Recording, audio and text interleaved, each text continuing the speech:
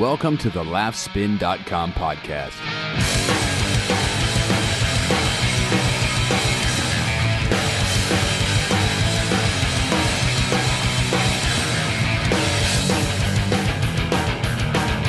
Hey guys, what's up?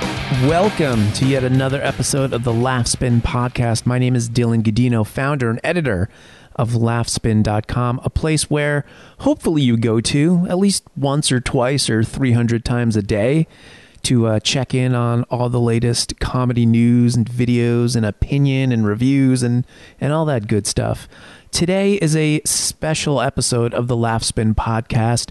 You may know, if you're familiar with what we do, my co-host and Mike usually deliver, 35, 45 minutes, maybe an hour worth of comedy news and clips each week. But sometimes we do special episodes where I interview some of my favorite comedians, and that's what you're listening to now. This episode is really special to me. It's with comedian Mike Birbiglia, who I'm sure you are very well aware of.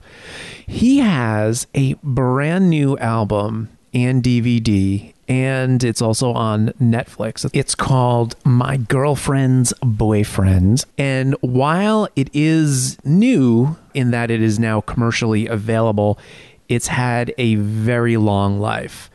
The run of this show ended only after many shows in New York City. Mike toured it through many states and a few different countries. This past June, he ended the whole thing off with a huge performance of the show at Carnegie Hall, which, to say the very least, is a huge deal for obviously any performer, and especially a comedian. So that is a huge deal. We talk a little bit about that, of course. We talk about what he's kind of up to now. He's going to be hitting the road at the start of the new year with a brand new hour, or maybe more than an hour of comedy. So that's very exciting. We talk about a bunch of other stuff. I won't go through everything now because I want you guys to listen to it. But I will say this. Mike is one of a handful of comedians that sort of inspired me to even start a website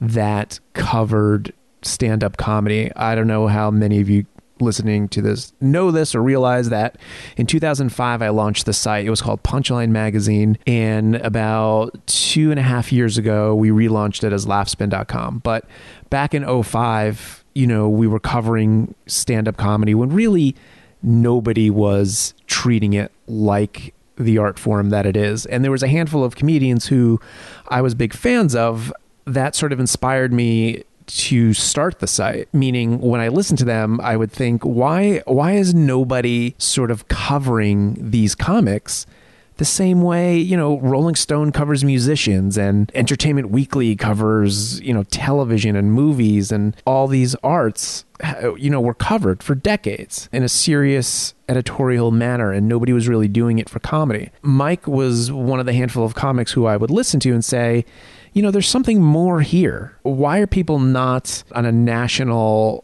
kind of level interviewing someone like Mike Birbiglia? And that was, like I said, 2005. So people like Mike Birbiglia and Greg Giraldo, and at the time, Daniel Tosh, I thought was doing, really great things. This is years and years before Tosh.0, Dave Attell, all these guys that were doing things very uniquely. And I felt there should be some attention paid to these people. Not to make this about me, obviously it's not, but I do like to let you guys know sort of where I'm coming from in some of these interviews, and if there is, a relevant personal take on, the conversation you're about to hear, I'd like to, let you guys in on it. So I'm going to shut my mouth so you can listen to the interview with Mike. I just want to thank you guys for tuning in. I want to thank Mike for giving me a nice chunk of time. Thank him for letting me into his home, which is where the interview was done. I really appreciate it. And like I said, I appreciate you guys tuning in. So I will shut up now, I promise. Here's my interview with Mike. Let me set the stage, first of all. Apparently you guys are thinking about painting. Is that what's happening over there? We have color swatches on the wall, but the recent... we have to paint the picture for people, literally. On the wall, there's paint swatches. There's a pink. There's like an amber. Yeah. There's like a lime. There's like a purplish kind of thing. and then the recent verdict is this is how it's gonna stay. Oh, really? You're just going to keep the swatches up there? Yeah, because so many people have come in and said to my wife, like, me and my wife, like, this is like what you guys are like. You guys are just like ambivalent people.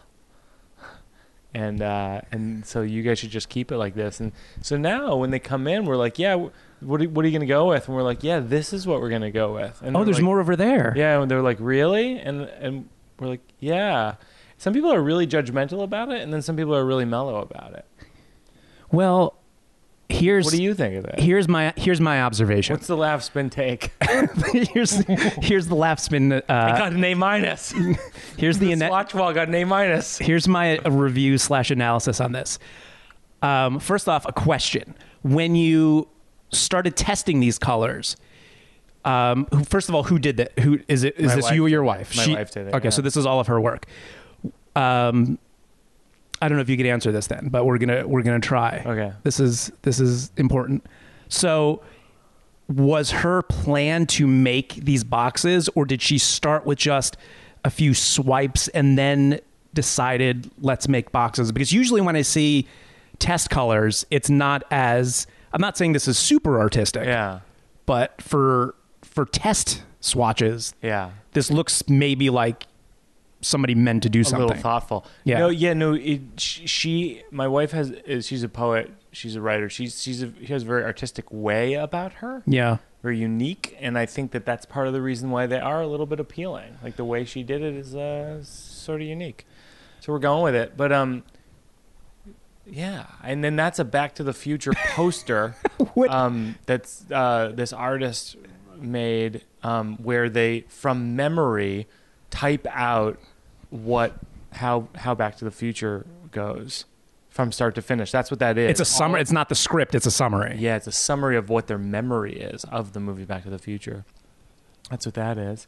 And and then there's a Mates of State tour poster. Yeah. There's a free ice cream Little Man at the UCB Theater. That was my improv group, Little Man, that had Nick Kroll and later John Mulaney when I was on my way out, but Ed Harrow, Brian Donovan, Conrad Mulcahy in early 2000s. Wow. That was when I first moved to New York. And we used to give out free ice cream at the shows. And then after my Carnegie Hall show, after Girlfriend's Boyfriend did our final show at Carnegie Hall in June, I gave out free ice cream in the street.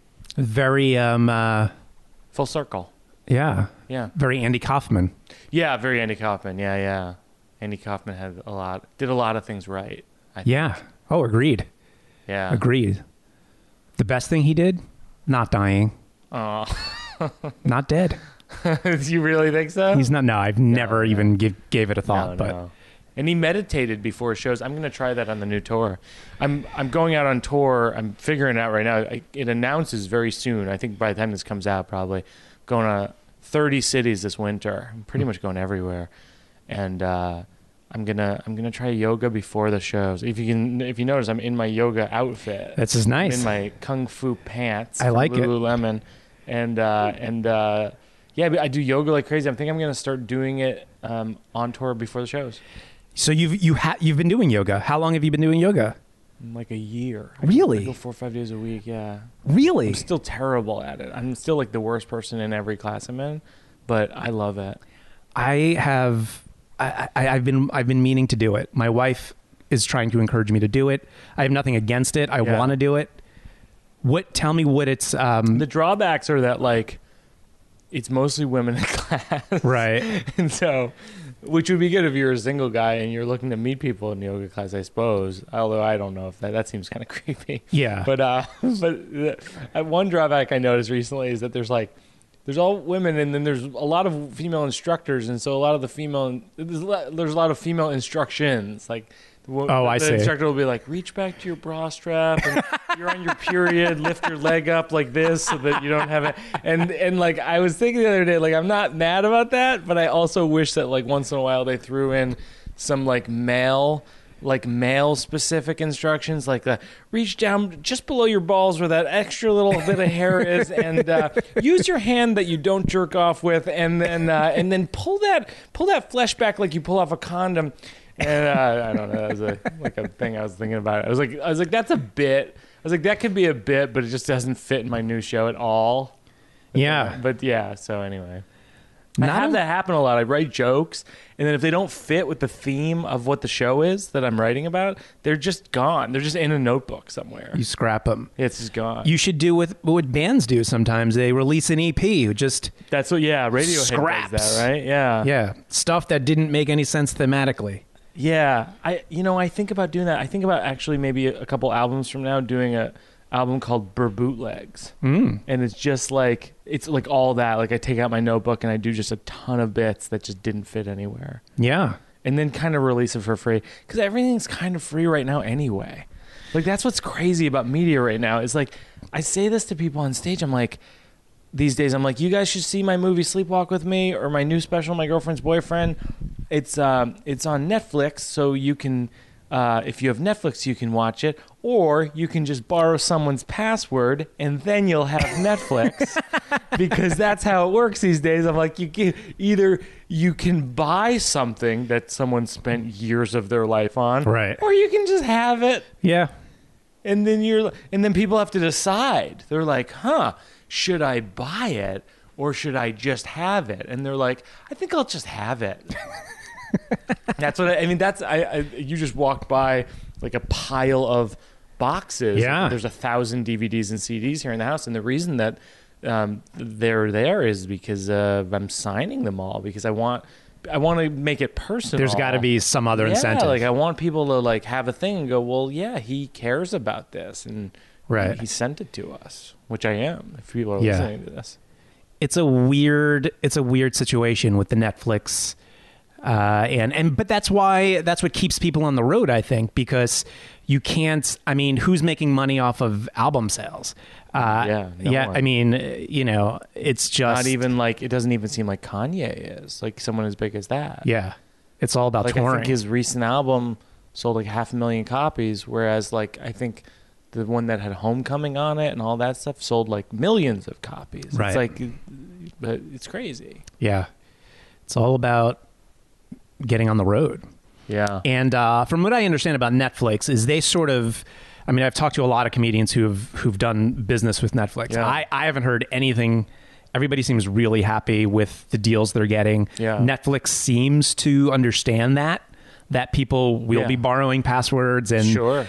I think they're aware. Yeah. It seems like they're aware because they're getting a lot of content that HBO, Comedy Central, Showtime is not getting. So it seems like and they're making some good deals. To be honest with you, I mean, I got a completely fair deal from there, and I don't feel, and I love Netflix. And also, to be honest with you, some of my favorite comedy specials in years. I mean, the new Doug Stanhope special, is it called Beer Hall Push? It's Beer like Hall the Push. weirdest name, but it's the most brilliant special. Yeah. I mean, that special, I don't know what network would have put that on. It's so crazy. It's off the fucking wall. But it's on Netflix and it's great. Yeah. And people love it too. I mean, I tweet about it sometimes, and I think people really dig it. Yeah. And I feel like my special has a good home at Netflix too, because like I think HBO has always perceived me as like not edgy enough for HBO. Right. Like you don't say fuck enough, Mike. Right. I don't say fuck enough. I don't say fuck, I think, at all in the special. And so I think it's not right for them. And then it's not, I don't know if it's right for Comedy Central, because you don't really want to cut it up with commercials. Yeah. It's very much a piece. Yeah. It's a long form situation. And so I think Netflix, for me right now, in this moment in time, is like a dream come true. Yeah. I mean, I love it. I mean, as somebody who covers comedy and attempts to be on the pulse of everything that's going on, it's great to be able to, just sit there. I watched, Gary Goldman's special. Oh yeah. Kathleen the other day, Matt Madigan's just, I'm able to just line them all up and be like, it's great. Gonna watch this, gonna watch that. So yeah, it's good. So, yeah, and we're talking about My Girlfriend's Boyfriend, and that's coming out. When is that coming out? I think November 26th. You think? No, I honestly don't know. I'll check my computer. No, I mean, it's become so unexciting to release an album in a DVD that I don't even know the date. Yeah, November 26th is a Tuesday. And Right. I think probably on the 25th it'll come out digitally. Sure. Monday. Sure. You got quotes on here from Time Out New York and the Daily News and New York Times. Nothing from Laughspin. I don't know if you guys covered it.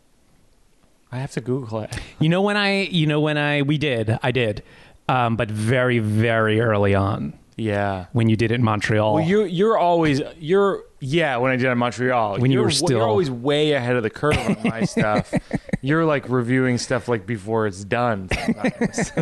if you're doing it in Montreal, then we're there. Yeah.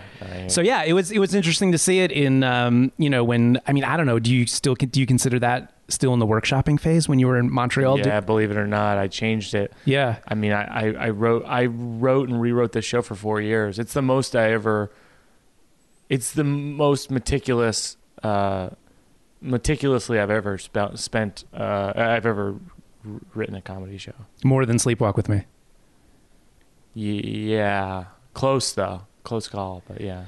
The best way I could describe your career or your material, not that you just asked me to do so, but I could just see it on your face that you want me to summarize your life. Dylan, stop for a second. Can you describe? Go ahead. Sorry. So you're one of very few comics where their material is so kind of rich that it can successfully be, I don't want to say repurposed, but successfully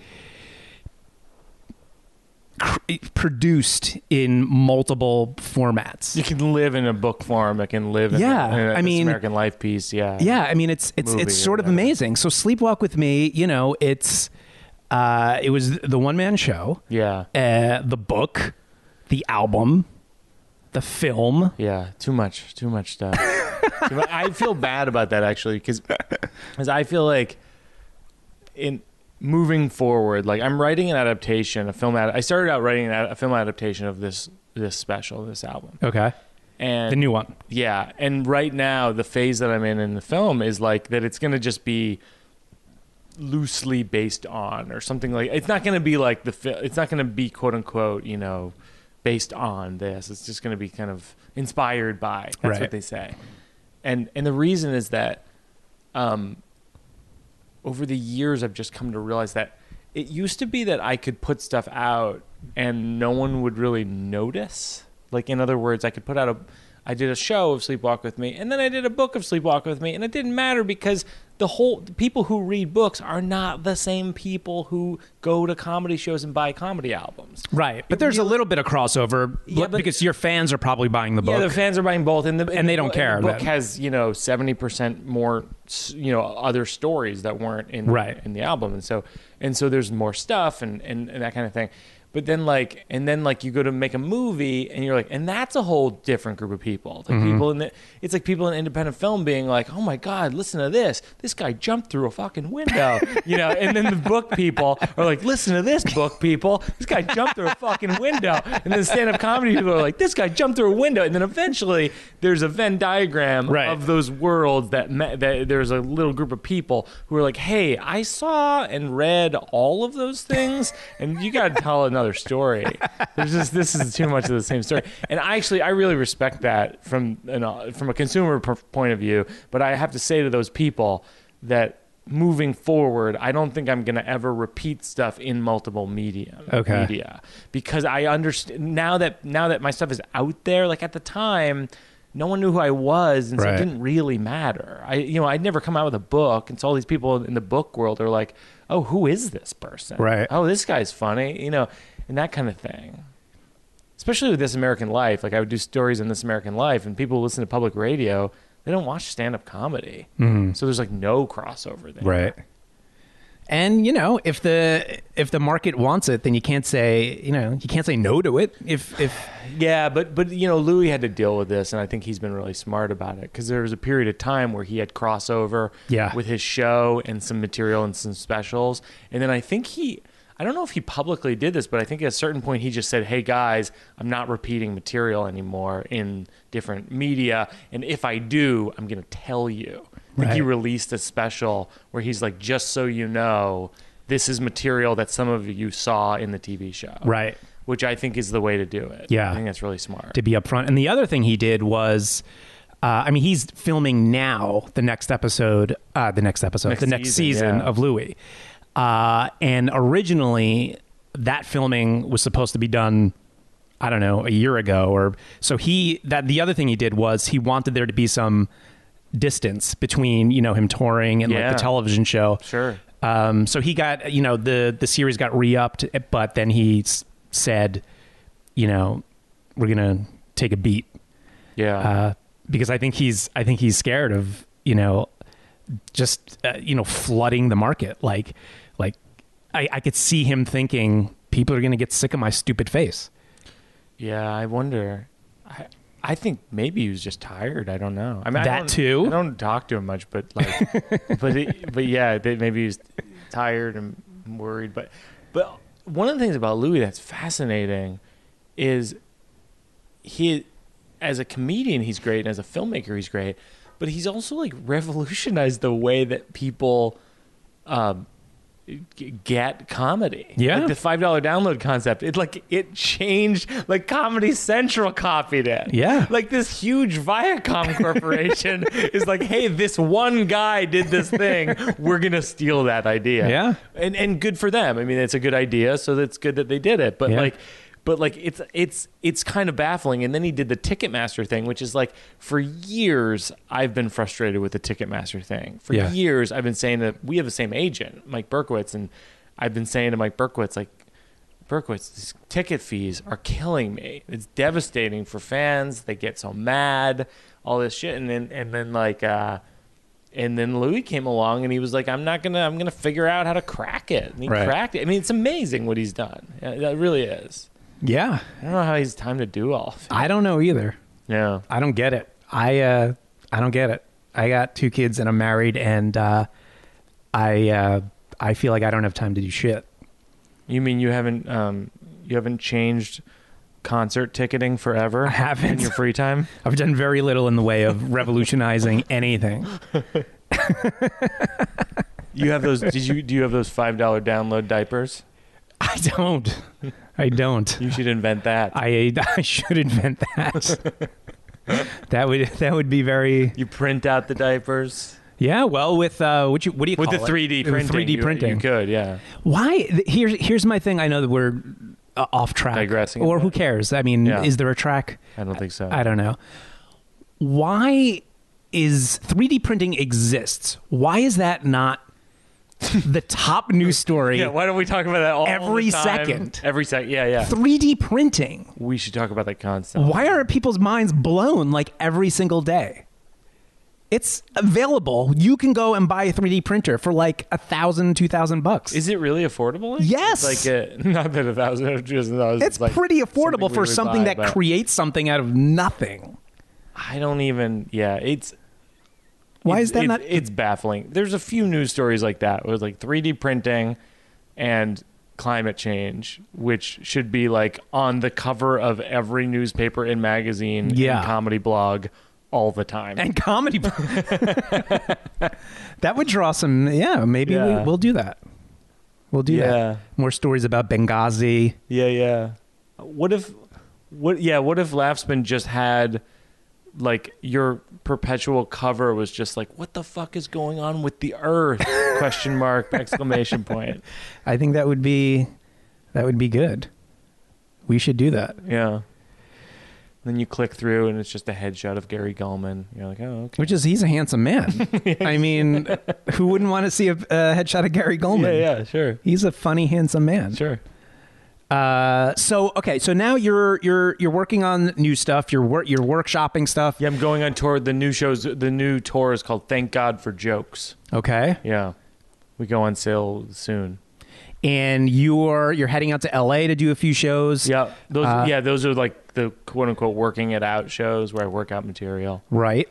And so tell me a little bit about that show. What is going on, and is there Is this more of a traditional stand-up show? Is there a through line? Yeah, right now it is. It's like Two Drink Mike was my first album, and it was very much just jokes. Yeah, based. It's just joke after joke after joke, and I always thought I would do a sequel to that album and return to that form and do like Five Drink Mike, But then the more I wrote it, the more I was like, oh, I feel like these stories and these jokes are all about jokes. Mm-hmm. And so then I thought, I think it's possible. I was telling my agent Mike Berkowitz about what the show is about, and I think he might have even said, what about thank God for jokes? And I was like, yeah, that's a great idea, because I do like talking about religion. I like talking about Jesus, and because I went to Catholic school for 7 years and everything, and so yeah, that's all in there, and it's really, I mean, honestly, it's the funniest show I've ever done. Kind of laughs per show. Like I feel like all the things I learned from Two Drink Mike and Sleepwalk with Me and My Girlfriend's Boyfriend, like I feel like it's the culmination of kind of all I've learned. But it's yet to have like an arc the way that My Girlfriend's Boyfriend and Sleepwalk do. Like it doesn't have a dramatic arc. It's just like the funniest things I can think of, that happened to me. Yeah. So it seems like you even when you try to just kind of parse out your jokes, joke after joke after joke, you naturally kind of go back to this longer. I mean, even though this show doesn't have the dramatic arc, you would say that it still is more cohesive than, say a comedian who's doing just jokes that. Yeah. Like I always want my shows to feel like a single continuous thought. Right. Like I never want to feel like the thing I hate most in comedy is segues. Mm. Like I just can't stand when I see you mean forced segues, like when you can tell there's a segue. Yeah. I see. I like invisible segues. Like I can't stand it when you're watching a comedian go, speaking of scissors. It's like, no. You weren't really speaking about scissors, and even if you said the word scissors in that bit, it's not what the bit was about, right? And I hate that. And then as opposed to like you look at like I was saying, Doug Stanhope is great. It's like Doug Stanhope is just like, you just kind of, whenever you watch him, you just feel like, man, this guy's just kind of blurting out like everything in his subconscious. Like he's not going, speaking of this, speaking of bottled water. It's like if he started doing that, you'd just be like, why is Doug Stanhope talking like other comedians? And even Patrice, we were talking a little bit before this about, Patrice never felt like he had segues at all. It just felt like, oh, this guy's just kind of letting out what's on his mind. And I feel like that's sort of where you want to be, is Maria Bamford's like that. Like you never feel like she's doing a segue. No. Tig, like Tig Notaro. Like these are, I feel like that's kind of the idea. Is I want to come out and it just, it's 90. The show's 90 minutes long. I come out, I do 90 minutes, and hopefully you're just laughing and laughing. And you never feel like there's a change in topic. Yeah. That's. I think that's a difficult thing to accomplish. Yeah. And like you said, you named some comedians that are able to pull that off, pretty seamlessly. It's one of the signs of a seasoned vet, Mike. Yeah, although some seasoned vets, I'm not going to name names, still do some pretty harsh segues. Yeah, I think to a certain extent, I think maybe those comedians feel that comforts the crowd a little bit. Sure. Crowd comforters. These crowd comforting trying comedians, to please the crowd, trying to make the audience happy and feel like they got their tickets worth. Man. But yeah, so this show is all about jokes, and I did this line where I talk about being a comedian and how jokes are a funny thing. It's like I kind of worship jokes in a way. Like I feel like all comedians and comedy lovers and critics, like we all share this thing of like like a great joke, there's nothing like it. Like it's almost a religious experience because there's like a truth in it, and there's like you're laughing, and there's like a truism in it, and it's just like there's something in it that's so potent and moving and makes you feel closer to people. But I oddly don't. People, anybody who knows me outside of being on stage, like would tell you, like I don't tell a lot of jokes off stage, and because it's just like it's too much potential for awkwardness, and I don't want to enter my life too much. And so, sometimes I'll be like last week I was at a party and this guy was like, "Oh yeah, you're a comedian? Like how come you're not funny now?" And I wanted to just be like, well, I'm just going to take this conversation that we're having and then repeat that to strangers, and then that's the joke. You're the joke later. And that's I mean and that's kind of, I feel like jokes in a nutshell is like they're this odd thing where in the moment, like that's the thing, people are always coming up to you going like, oh, you should use this in your act, or I'll be at Thanksgiving with my wife's family sometimes, and they'll be like, are you going to use this? And the answer is like, I don't know. Like I don't know how my brain is going to contextualize what has happened here to know, but maybe. Sure. Yeah, I mean, I think I like what you said about that jokes, comedy lovers and comics, they embrace jokes because they make them feel closer with other people, that there's truisms in it. The main thing I see, I was never a comic. I've never told a joke on stage. I have no desire to do so. I wouldn't do it.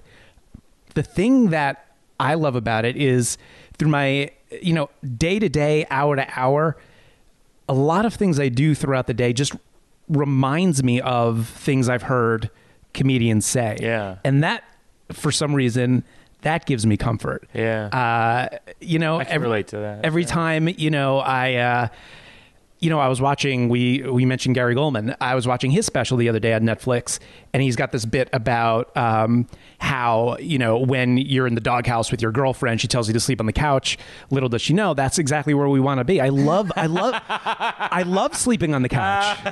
I love it. So now every time I sleep on the couch, his whole thing is that, sure, put us, let us sleep in a place that's the closest thing to a womb there is, where the biggest television in the house is. That is a great bit. It's great. Yeah. And now every time that I sleep on the couch, I think of Gary Goldman. Every time I eat a piece of pizza in the city, I think of you, Mike. Oh, that's like nice. I'm not even. I mean, it's really just nice. But it's not. It's just every little. It's just great. It gives me it gives me comfort. Comedy is our own little homily about the world. Yeah. The gospel is like, I guess the gospel is like life, and then comedy is like the homily, or is that how it goes? Yeah, like this. Well, there's the you read from the Bible. Mm-hmm. That's the gospel, right? Oh man, it's been so I think long so. since I've been to church. It's been a while. It's been a while for me. Yeah. Yeah, my parents gave up pretty early on. Were you confirmed? No, I dropped out at like 12 or 13. Oh, but dude, I was so full on before that. You got to get confirmed because at least you get like a bunch of money and a party and stuff. Then you stop. Well, I remember. No, I know. I mean, I really did it wrong. You did it wrong. I just did it flat out wrong. But I used to. One of my favorite things was going to church. I wanted to be a priest as a kid, and partly because priests just get a lot of leeway with laughs. I feel like a priest version of a joke. Sure. Is like Matthew, Mark, Luke, and John boy. And people will be like, Father Patterson's hilarious. I'm like, he's not hilarious. Right. He's just kind of like, I don't know. But so, and then we used to, my favorite part of church when I was a kid was singing the hymns. And we used to sing this hymn, and it goes, what church did you go to growing up? I was a Catholic. Okay. Roman Catholic, yeah. Me too, yeah. So we used to sing this, Christ has died, Christ is risen. Christ will come again. Exactly, yeah. Or if that's your voice, sure. And my brother Joe, who I feel emphatically introduced me to the idea of comedy. Yeah. He's 4.5 years older than me. He would sing parodies of that song as we were singing the song. So that he came up with. He came up with original parodies. He was like the Weird Al Yankovic of church. He would say, Christ has lied. Christ was in prison. Christ will come at 10, which is the best line. Christ will come at 10. Like this idea that Christ is coming at a very specific time. So don't be late because Christ will be here at 10 p.m. Eastern. That's great. Isn't that great? That's great. And you were able to, did you keep it together in church or did you lose it? I was laughing so hard. And it was funny because that was my first introduction really to jokes. And I remember just thinking like, because there's so much fear in religion, especially when you're a kid, you're like 7 years old and they're like, there's this guy Jesus and he loves you and you love him too, right? And you're like, wait, do I know this guy? There's like so much fear. And so in some ways like that idea of a joke was so cathartic for me, like the idea of laughing and in church and at these things that are so serious and so sacred, and that's what I think is so special about comedy is that it takes on the things that are the status quo that make us feel uncomfortable and makes us feel more comfortable with them, and that's why comedy lovers and comedians all have this bond because we're all like, yeah, let's do that. Yeah, everyone is nervous and scared and frightened. And I think comedy, I think it's why, shows like The Daily Show and The Colbert Report are so popular. Oh my God, it's incredible. Those shows are incredible. Because mainstream news can't do what they do. Because, I don't know, maybe they'll lose their viewers if they... I think the reason why The Daily Show... I've thought about this a lot recently because I tweeted recently something about like... The Daily Show is the best news show on TV, or something like that. And I was thinking about why, and I think it's because there's no political angle to the Daily Show. It's just based on comedy, and comedy's target is hypocrisy. Right. And hypocrisy crosses the aisle. Right. There's Republicans who are hypocrites. There's Democrats who are hypocrites. And if you just go after hypocrisy, then there's a lot of material and it's not biased. Yeah. Like, I really don't think that show has a bias. Like, they really have gone after, like, the healthcare website. Yeah. Big time. And it's hilarious. Yeah. But it's harsh. I mean, it's really harsh. I mean, Obama's, like, really down right now. Like, his approval rating is, like I think below 40 and dropping. It's 30 something. Yeah. And it's dropping. And like, it's, if someone were to make the argument like Daily Show's biased, it's like, no, they're like really like pissing in his legacy right now as it's happening. If they were biased, they would be doing things about how the other side is conflating these charges. Right. Or they would sort of ignore it, or they would cover something else. That's right. Exactly. But I mean, they don't. Yeah, I mean, they've incredible. It is, and Colbert. I mean, although conservatives will never admit that The Daily Show is unbiased. They'll always figure out a way to prove that even though Jon Stewart is making fun of Barack Obama, he could be making fun of him more or better or more harsher. Yeah, I guess so. I don't know. I disagree. I respectfully disagree, Republicans. You respectfully disagree with the Republicans that I have... That you've insulted. That I've insulted. But just know which side that Dylan and I are on. I'm on the side of America, and Dylan is on the side of communists. That's right. Communism, Yeah, has some strong points. On paper. Yeah, so, sure. Some of it's good. Absolutely. Some of it's good. Some of it's... Smart people involved, yeah. Mike, I've been... you were one of the... To make this more about me, this interview. Sure, yeah. You were one of the first people when I launched this site. It was called Punchline Magazine. Yes. In 2005. And you were one of the first people I ever interviewed. You were one of the first people that I kind of listened to and thought, hey, maybe somebody should be covering comedy in a more thoughtful, meaningful way. Oh. Guys like you and Geraldo and Daniel Tosh at the time.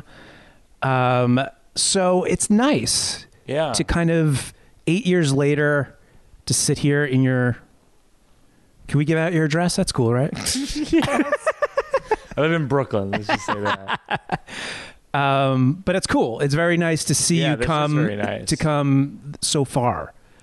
Thanks, It was two drink Mike era. Drink Mike, yeah. Is I think when I first spoke to you. You've come a long way, baby. Yeah, thanks. It's no, it feels like I'm always trying to evolve, and I feel like this album is the best.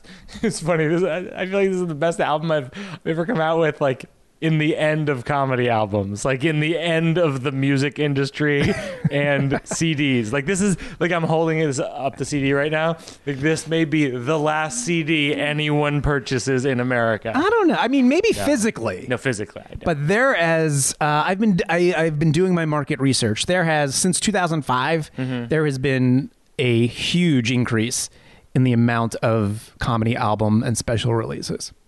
Yeah, no, Huge. No, and I know that's true, and also like, yeah, I feel like I've come a long way. I feel like the if people are listening to this and they don't know my work or they don't, or they do and they're like maybe curious about getting this, I would just say like I really put my heart into it. Like it's not for like nothing that I put this out. Like I put it out because I really love it and I really care about it and I spent years on it. Yeah. And I hope that people like it too. I think they will. Yeah, I hope so. Unless they hate joy. Is that what it is? Unless they hate joy and laughter. Yeah. Oh, you know what? I meant to. We were talking about yoga before, and you've been doing yoga for almost a year. 8.5 months. What have you 10 months. been? That's right. We got off track because I honestly did want to ask you about yoga. How has it benefited you? You know, I think just like it's the one time of day where I'm forcing myself not to think. Because I'm an overly, I mean, that's why I'm a comedian. I overthink things. Sure. I get worried about things. I get anxious about things. And then somehow I channel that into this material and these, specials and movies and albums and things. And, but sometimes you got to shut it off because I'm just stressed out. Yeah. And I feel like I worry about too much. And I feel like it's really helped that.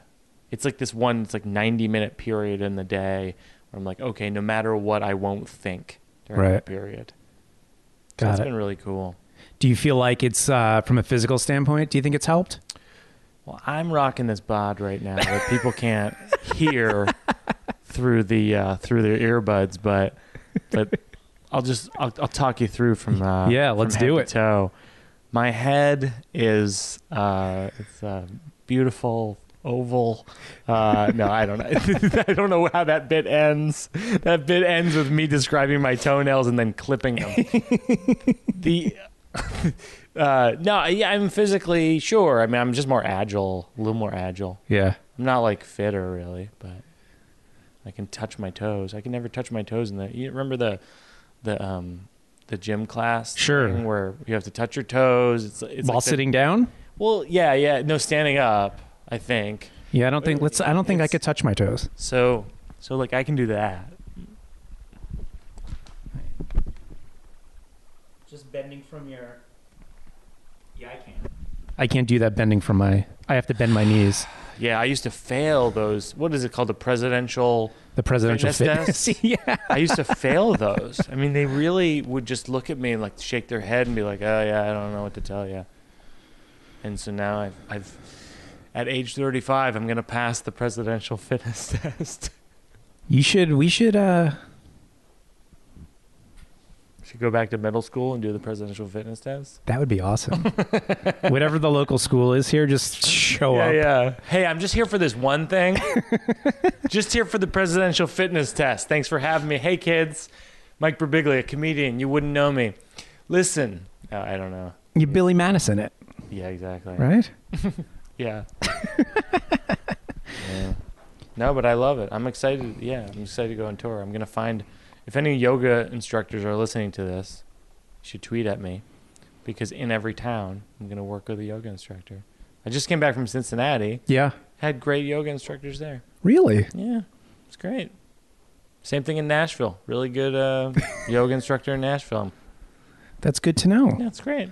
You're going to really, that's going to be good for the yoga economy in each town you hit. That's what I try to do. I'm just trying to service the yoga economy. The Yoga Tour 2014. Yeah. I love it. I like it. This is a very kind of peaceful moment in the podcast. It's fitting because we're talking about something very... It's discussing it has lowered our heart rate. I like that. Made this really soothing and soft, and like we're like Delilah on the radio. The 9 cups of coffee I had today are like... It's like I could barely... What's the end game, Mike? What's life all about? What are we... That's a really good question. Definitely rethinking that. Do you ever just want to quit? Just quit. Go move to like a Nordic country. I don't think I could. I don't think I could quit. I do think that what I got into this for is not what I'm now in it for. I think that, in other words, I think what I got into comedy for was, I like making people laugh, and then I'd like to get famous. Right. Know? And then at a certain point, you get maybe like a hint of that fame. Yeah. Which is, I feel like, what I've gotten, like a hint of that. And you go, I don't want that. What I want to be is really good at this. Okay. Because when you're really good at it, you can make people feel something and experience something that they didn't expect to feel. And that can be even euphoric and life-changing, I venture to say, at its best.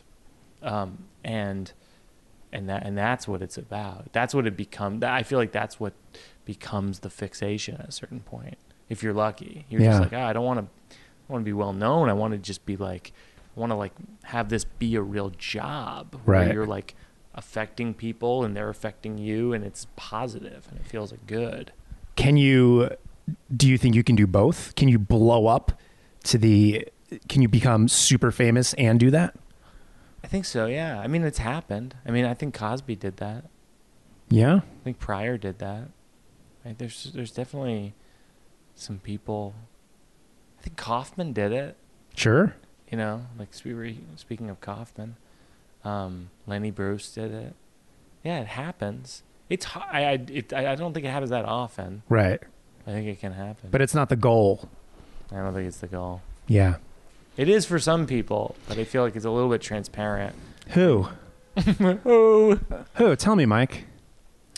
I am not going to say. I'm not going to say, but I do. Don't you think that is apparent in the field? Sometimes you go, man, that guy's like not, or that woman or that guy, they're not working hard enough at what they're saying substantially. Like they're substantively, like they're just not, there's nothing there. Yeah. Like, why is this person on stage? Sometimes I'm like that, thinking that. Why? Not new people, because there's comedians who've been at it 3-4 years and they just haven't found their voice yet. Sure. But some people, 7, 8 years, 9 years, 10 years. We're talking about popular people? Yeah. Or you're just, yeah, okay. Yeah, sure, yeah. Well, I can tell you why they're on stage. Yeah, because it's working. Because they're getting paid. Yeah, sure. Yeah. Yeah. And it's working. Yeah.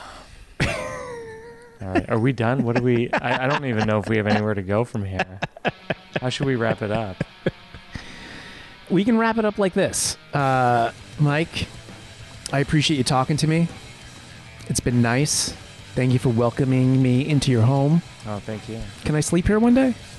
Sure. Yeah, you can go on the couch. It's like a womb. It is like a womb. That's a lovely couch. No, seriously, Mike. Thank you for chatting. If people are listening to this, please go out and do Buy My Girlfriend's Boyfriend. It's a lovely comedic treat, and it's got lots of nice blurbs on the back of it. It's on iTunes. That's the place that everybody gets it. iTunes, right? Sure. Thanks, Mike. I appreciate it. Thanks, Dylan. I appreciate it. the 8-year anniversary of our friendship. So there you have it, Mike Birbiglia. Thanks again, guys, for tuning in to the Laughspin podcast. I really do appreciate it. If you haven't already, please go and buy Mike Birbiglia's CD or the DVD, or go download it on iTunes, or go watch it on Netflix. It is there in many forms. You have no excuse not to consume the greatness that is My Girlfriend's Boyfriend. Do it. And also do this. Go to iTunes. Go find the Laughspin podcast on iTunes. If you aren't already a subscriber, please do subscribe and leave a review there. You could also check us out on SoundCloud and on Stitcher and TuneIn.com. We will see you next time on the Laughspin podcast.